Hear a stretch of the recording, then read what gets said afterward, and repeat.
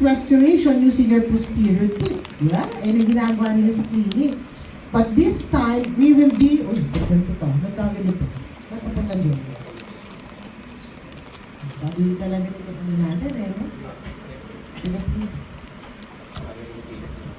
Alam mo ba, pasado na sa akin ito, eh. Bait, eh, no? Pogi ba? Oo. Wala akong ano, eh. Wala akong matulak kabigin. Lahat, lagi na lang ganyan. Sabi mo pa lang, ginagawa na. Kaya kahit pilit ako yung babae na yung babae na kayo.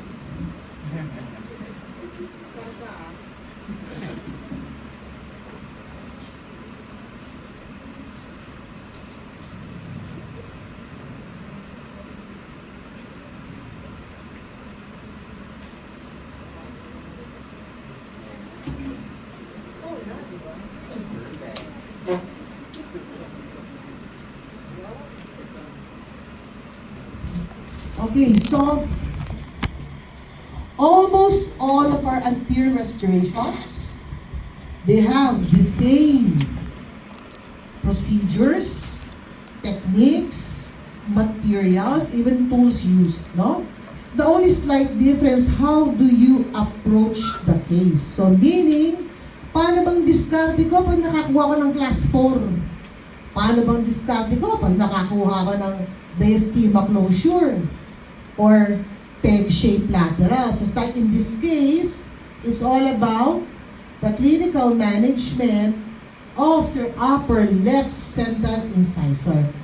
Tanggalin natin ito, yung no kaya. Tanggalin ba? Baka ayun, alright. So, for today, I'll be discussing just one clinical case. Kasi pare-pareho naman siya eh. Pag peg-shape, class 4, diastema, labial veneers, the same. Walang naiba. Pati yung steps. So I just want to discuss one simple class 4 case, which is all about clinical management of a fractured class 4 restoration. So from this point, if you could see, ayan, no? Yan. So, sa aesthetics kasi mga anak, the first number of the program talaga is bleaching.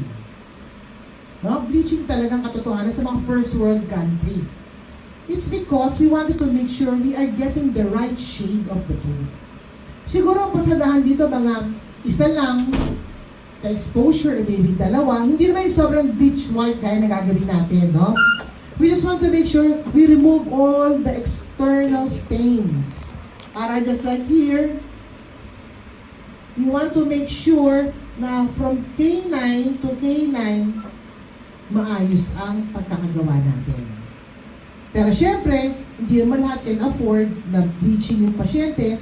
That's why we tend to concentrate on one tooth. But if the patient can afford, pwede natin pakialaman lahat itong K9 to K9 na case. Okay? So kasama aesthetics, anterior restorations agad yan. Pre-op, number 1, take a picture. Huh? Kasi napaka-importante yan sa part ng patient. So the patient cannot sue you. Tingnan mo yung ginawa nyo. No. Here's a picture you can see. You only have one. Ito, yan. Yan lang. Hindi ko pinakikialaman yung iba dyan. Or, you can tell the patient, from this point, ang pangit na paganda ko. Okay? Magandang talaga yung picture. Okay.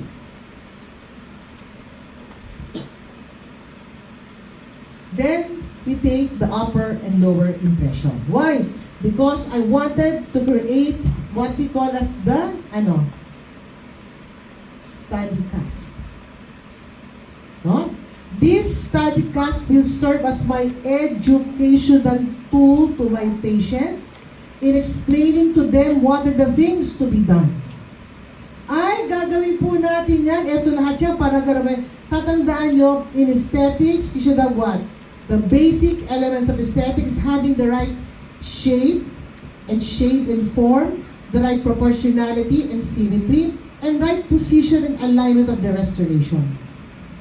Pag yan nagawa mo, check ka na, pasok ka na. So one way to know that, you need a study cast.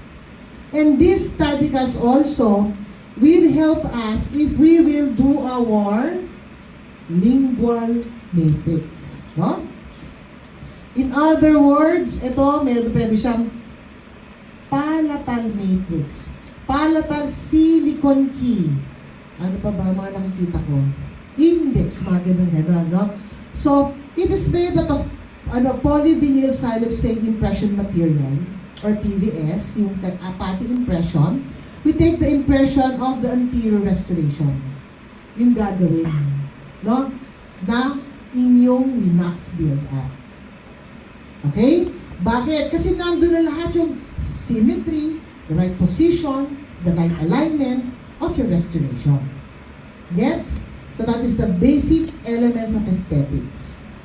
Having the right shape and form, the right proportionality and symmetry, the right position and alignment of the restoration. Okay? So, gumawa ka na. Set this aside, no? Dahil we'll proceed to shade selection. Now, in getting your shade selection, dali ah.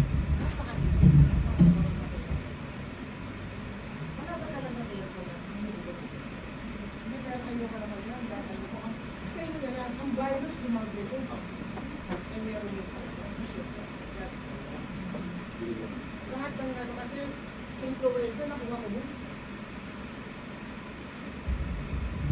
Okay. So, get the shade selection. Now, in getting the shade selection, you can use your, what? Shade guide, no? Ito na naman. Shade guide. Number 1. Pwede rin siyang ano? Anong tawag dito? Hindi ko alam. Recipe. Recipe, it is, you can see recipe inside, yung medyo may mamahaling composite. Pero kung kay Fredo, meron ba? Wala. Diba? Siyempre, the local, no? Or maybe kung saan-saan. Pero ibig sabihin ko, pag yung medyo mahal, ano yung mga mahal? Mga Ivoclar, Densfly, Voco, ano-ano. Yung pakete pa lang parang mahal na. May mga ganyan. Ang tawag doon, recipe. No? Yun yung exact shade ng composite nyo if you will divide it to enamel and dentin shade. When you say enamel and dentin shade, meaning, ano siya? Duo shade. What you're using in the clinic is what? Mono shade. No, yung mono shade. So, take the shade selection. Now, in getting the shade selection, make sure that the patient is what? Will not use what? Ano? Lipstick, diba? Natatawa ako kasi pag ito sinasabi niya. Pero ang katotohanan dyan, make sure that the patient's mouth should always be moist. No? Yung lipstick, sige, pwede na rin. Pero natatawa kasi ako, bakit wala nung sa lipstick? Nasa libre ba yung lipstick? Alam masyado ako nakita kasi. Okay, so, number 1, make sure that the surface is always moist. Do not make it dry. Because if you have a dry surface, it will give you what? A more white shade. Kung A3 lang yan, magre-reflect yan A2. Ha? Kaya pagdating mo, may nangyari sa akin yan sa klinik ko eh. Nung gumagawa ko kasi, bakit? Ang second, make sure that you switch off your module light or any yellow lights inside the clinic. No, kasi yellow light siya. Kasi ako dati sa clinic, I switch off my module light, but I forgot na pin light ako. So, when the patient steps out of the operatory room, nasa ano na siya, reception, naku, ba't iba yung shade? Pero pumunta sa kwarto ko, uy, tama naman. No? Nag-iiba-iba. It's because it influenced the environment light. Kaya dapat laging nasa white light tayo. Okay? So, make sure, don't get the shade for a long time. 2 to 5 seconds, pwede na. Why? If you get the shade for a long time, your eyes gets tired, it gets what? Giving you a different shade na. So, kung from the very beginning, hindi ka marunong kumuha ng shade, anong gawin mo? Ask somebody to help you get the shade, or maybe your patient, para walang isisihan mo. Pero much more kung dapat, coming from the professional sa atin. Okay, so kinuha natin yung shade selection natin. Dentin shade. If you'll be using a duo shade, meaning may enamel and dentin shade. Tatandaan nyo, the body of the restoration is the dual, the dentin shade sa dual shade. And the incisal angle that gives translucency effect is your enamel shade. Bakit kailangan enamel shade sa incisal? So when light passes through it, you have a very nice translucency effect that makes it more natural looking. Eh yun yung pag nakangiti yung pasyente, tao may translucent. You cannot get that on a mono shade. No? You can go for a monochromatic, meaning the darkest chroma is on the cervical area because less enamel. For example, A3 mo siya. Sa middle mo, gawin mo A2 yung body mo. Para magkaroon ka ng medyo good transition, you go for A1 sa incisal. But yung translucency effect, you need an enamel shade. Can you understand, class? So kung gusto niyo gumawa sa clinic nyo, a lot better. Now, still, if you don't have the right shade, no? Gumamit na ako ng shade guide and still I cannot identify the right shade. Now you can use your cross polarization technique. What is a cross polarization technique? Maglalagay ako ng resin buttons dyan. A1, A2, A3, or maybe E1, E2, E3 kung meron kang enamel shade or dentin shade yan. Ito dentin shade. D1, D2, D3 kung mono shade ka. A1, A2, A3, A3.5. Then, take a picture. The one that disappears the picture will be the right shade. Tawag doon, cross polarization technique. Those are the techniques that you can use in getting your shade selection. No? Pwede ka mag-cross polarization technique. You can get it using your shade guide. You can get using your what? Ano pa isa? Recipe. Ha? Recipe. Now, we all know that the best source of isolation is your rubber dam. Diba? Yung rubber dam, pinaka the best source of isolation. Pero most of the patients, they don't like rubber dam, no? Hindi siya friendly eh. Masakit, lalo kung mali ginagawa mo. Ganon din naman sa clinicians. It's what? Very difficult for you to install it, di ba? Naintindihan ko, pero you have to do it. Kasi tatandaan natin, composite resins are very technique sensitive. Any form of contamination, like your saliva, blood, tooth debris, yung mga smear layer, this may lead to what? Early removal of your restoration. That's why one way to prevent that, rubber dam ka na. No? Which is the best source of isolation. Now, I'll get my long tapered burr. Bakit? Because I'll be doing this time tamo ang term ko, beveling. Because this is anterior restoration. Pag anterior, pwede ka long beveling. Sabihin lang, more than 95 to 97 degrees angulation. Ang short beveling, 95 to 97 lang, which only applies sa posterior. Diba? Kasi sa posterior, nandun ang force of mastication. So, pag nag-long beveling ka, sometimes you are subjecting the structure to a weak structure kasi binawasan mo siya. Now, for aesthetics purposes, we do beveling because for two reasons. You want to have a good transition and good blending of the restoration. No? Para hindi pag gumawa ka, concrete example, all anterior restoration, gumawa ka ng class 3. Di ba? Minsan nakikita niyo yung class 3, kita mo yung box type ko. It means yung white lines na yon is an indication that your cavus surface margins or the external periphery of your preparation is at 90 degrees angulation, which is for amalgam.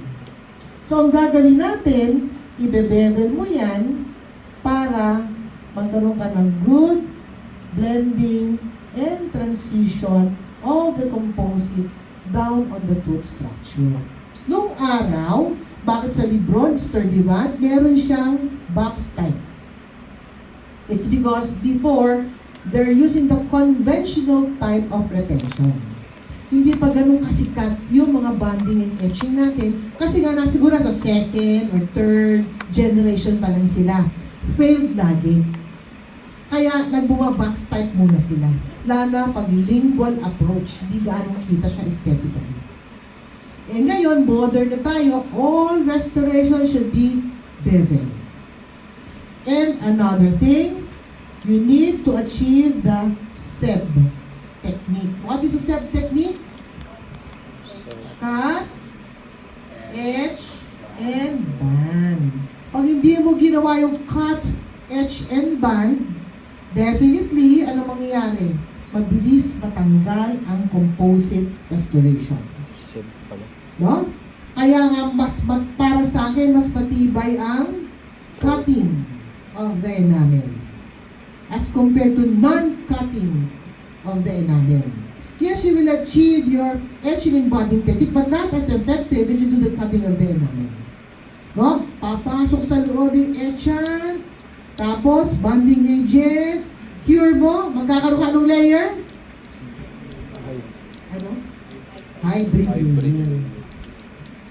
Or interzone na ano, pero hybrid layer is the right answer. Now, I'll get my tooth conditioner or acid etchant, which is maybe 35 to 37% phosphoric acid, and then I'll apply it purely on the enamel. We have three kinds of enamel or bonding technique, which are Total. and Selective. selective. Itong case na to, ano tawag dito?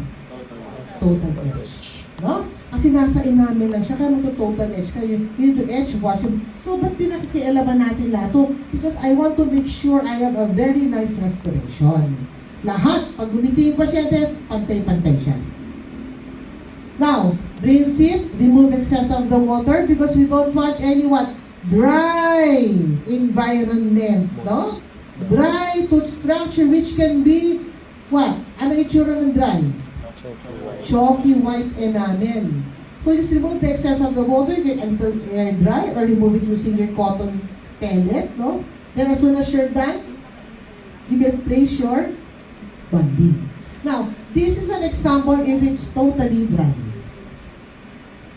Okay? Constricted dental tubes. What you want to touch is a moist surface, just like in this picture.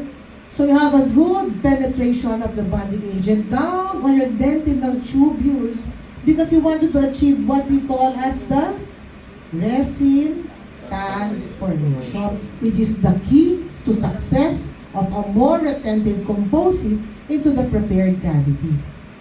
Ito yung tinitignan natin na tama ang ginagawa natin. Yung resin tag formation, longer resin tags, more lateral tags. Diba sinabi ko nga sa 4th generation, ang dami nakikitang ganito as compared to the 6th, 7th, and 8th generation. Okay. Now, clinically, you have to use it. A bonding agent, get a celluloid strip because you want to make sure you will not close the space of the adjacent. Yun nagiging problema eh. Pag kinure mo yan, because it's made out of metacrillate, diba? And solvent, yan yung mga tanin, ha? Sagot natin dyan. So basically, if you cure it, it will close the space of the adjacent. So one way to prevent that, get your celluloid strip or mylar strip. No? Apply how many applications? 2. So yung first application does not really complete the bonding procedure because it is made out of solvent. So nag-evaporate muna bago pumunta sa ngipin ng tao. So maybe an 85% or 90% meron ka pang kulang. So mag-second application ka to have 100% application. Third application does not really complete, does not have any effectivity. So sayang, i-preserve na lang natin. So pag binand natin, cure na natin, no? Cure na natin. Now, regarding the curing, okay. Yung gantong type kasi, ito yung sinauna. Yan, ha? Usually, it is 400 to 600 milliwatts centimeter square. No? So, pag 400 to 600 milliwatts centimeter square, ibig sabihin nun, kailangan i-cure mo siya for how many seconds? 40 seconds. Because to measure the intensity of your lighter machine, you need how many joules? 16 joules. So kung 400, tsaka ito, 16 siya. Gets nyo? Eh, bakit po ngayon 20? It's because most of your lighter machine, sa 1, 2 na yan. Diba? Ang milliwatts ang intensity rate niyan. Meron na 800, kaya kinakat natin into 2. Kaya from 40, nagiging 20 seconds to have a well-cured composite restoration. Naintindihan, class? Okay, so joules is equals to watts times time. Okay? So, ito yung computation dyan, no? 400 milliwatts, kaya magiging, ano siya? Pag 800, pag 1, 2, kaya dinado na natin ginagawa 20 seconds na lang. Okay? So, joules is watts times time. Now, these are the curing techniques. Na-discuss ko na ito, yung OPD1 yan, di ba? Paulit-ulit lang yan. Kaya sana, ha, intindihin maigi. Uniform or continuous cure, ano yung anak? Yung ginagamit natin sa clinic, di ba? Yung ginagamit natin sa clinic, yung tuloy-tuloy, toot! Tapos na. Tapos na. So, eto, very constant ang energy niya. So, minsan nagkakaroon tayo ng hard curing. Doon nagkakaroon minsan ng sensitivity, fracture, nangyayari pag microcracking in the bug, etc. Ito mga step cure na to, at saka yung makasucceeding, soft cure ang tawag dyan. Kaya, bago siya mag-cure, dahan-dahan lang, less stress on part of the composite. Yan ang tanong, ba't di natin ginagamit?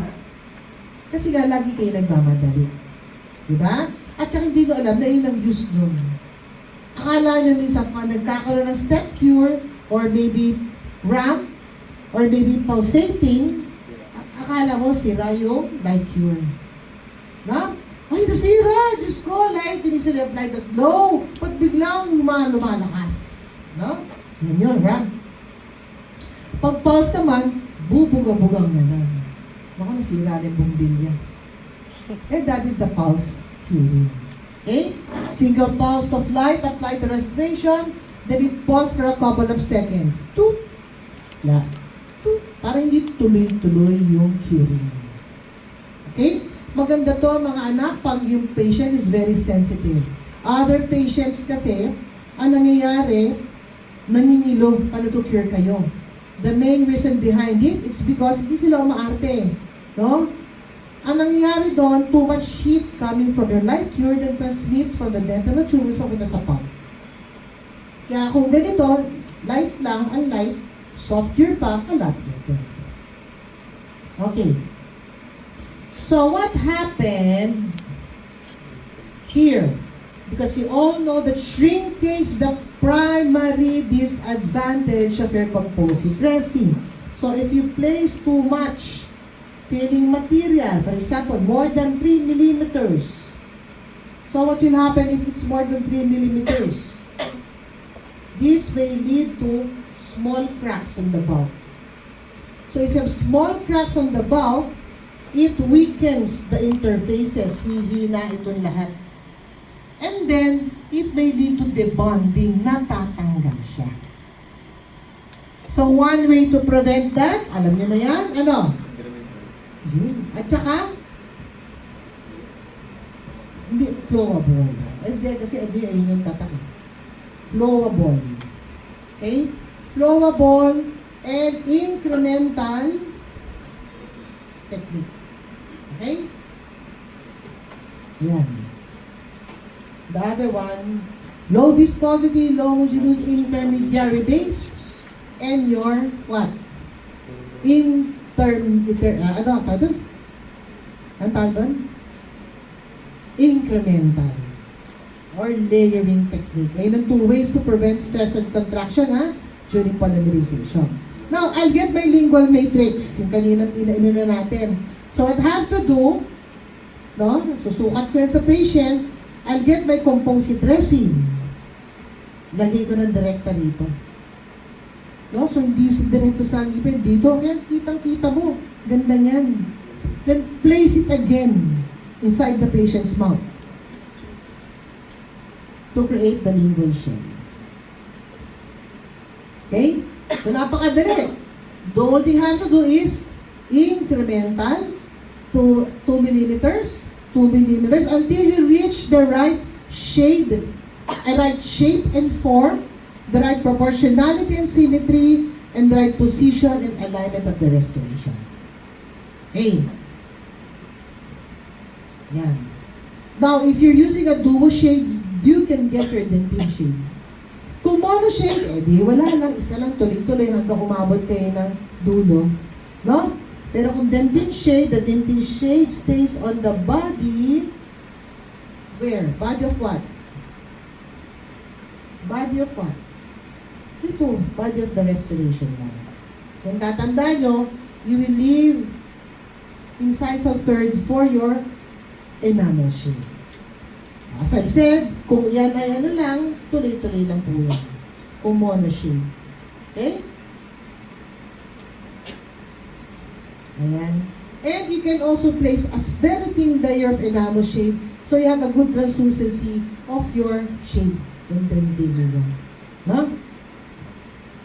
Now, contouring. Now, we have the basic elements of aesthetics according to importance. So, according to importance, you have the right shade, the right shape, and the right, isa pa?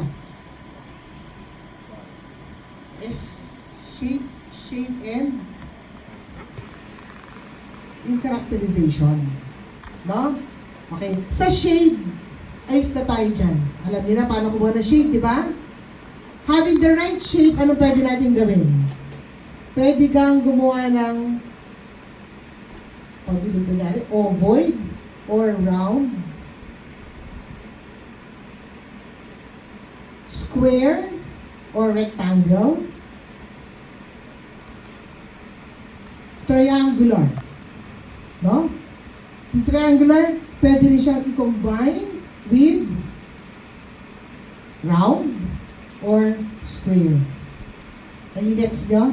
Pwede yun, bahala kayo sa buhay nyo kung anong suyo pag-ipo, pero yan yung basic. Ovoid or round, square or rectangular, and your triangular or pointed, no? Pwede rin yan. Or a combination of the two during your finishing and polishing. Now, sa characterization, this is what you have to do, no?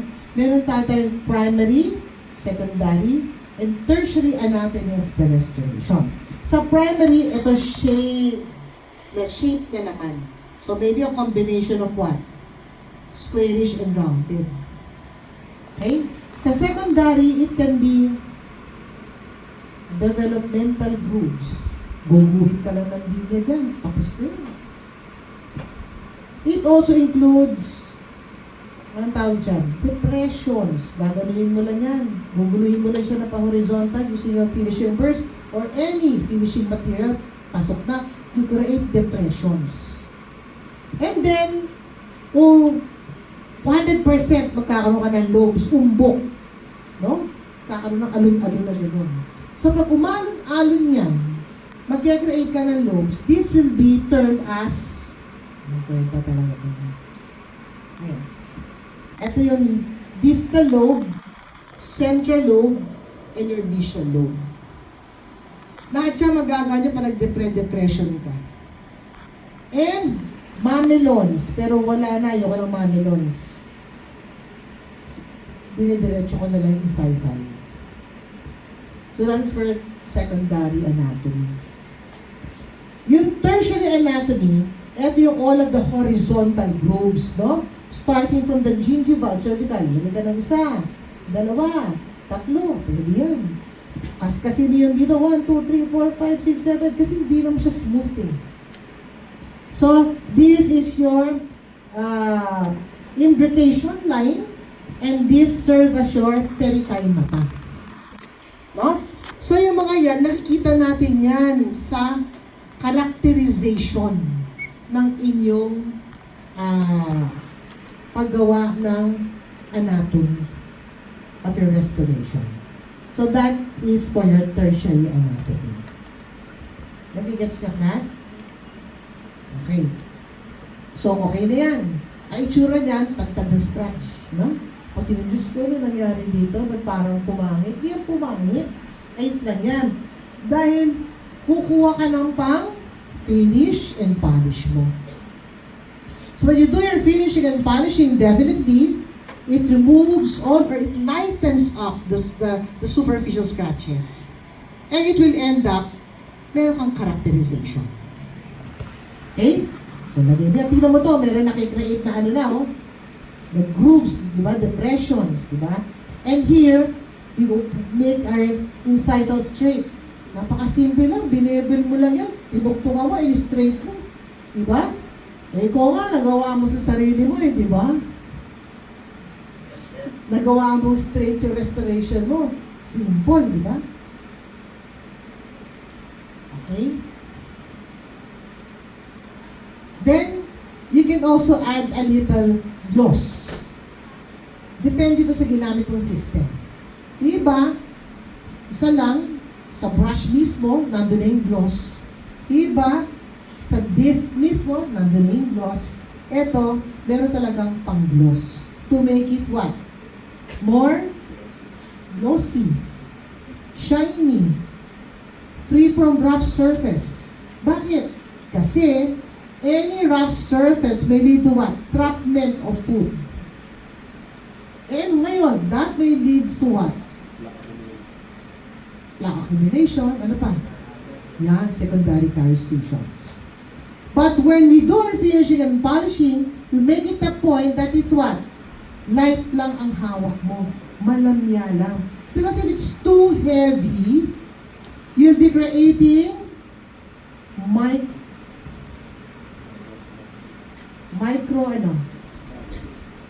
fracture. Microfracture. Bakit ka na-scratch? Eh, pinaganda mo na nga, di ba? So, light lang to prevent microfracture because the heat transmit from the low speed papunta sa composite. Magkakaroon ka ng small cracks. Small fracture.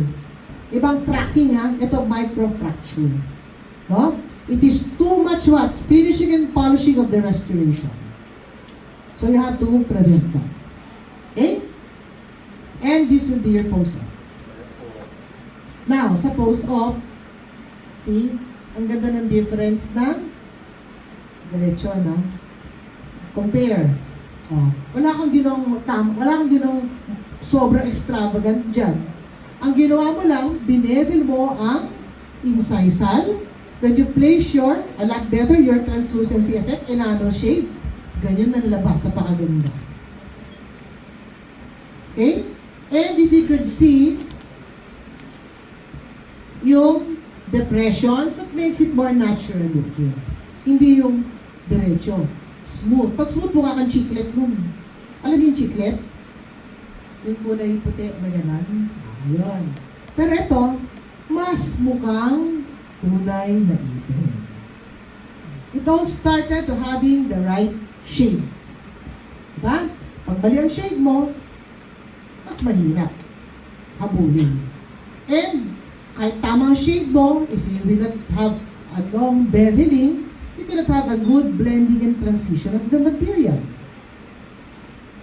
So, yun ang ending ng ano natin, anterior restoration. Kahit class 4, class 3, diastema, label veneer, ganyan ang gagawin. The procedure and steps. Naintindihan? Ayun na yan. O, masyado na akong okay na kung pati di-discuss ka, diba? Isa-isa lang.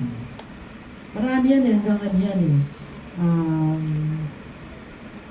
Pati may veneers din ata dito. Okay, do you have any question?